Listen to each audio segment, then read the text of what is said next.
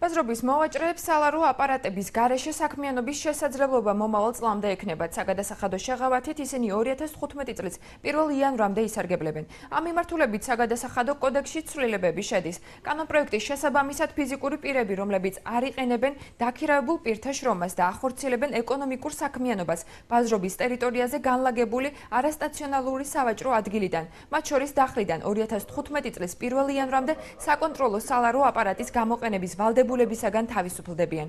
პროექტი დარგობრივი ეკონომიკისა და ეკონომიკური პოლიტიკის კომიტეტის თავმჯდომარემ სროფ ტყემალაძემ მოამზადა. ამ პერიოდისათვის უნდა მომზადებულიყო მთელი რიგი ღონისძიებები, რომელიც სალარო აპარატის მომხმარებელს უნდა განახორციელებინა, როგორც შესწავლილი სიტუაცია მათ ჯერ ვერ აქვს მოძასიებული საკითხი და აქედან გამომდინარე ამ შეღავათის ვადის გაგრძელებაზეა საუბარი წლის ბოლომდე.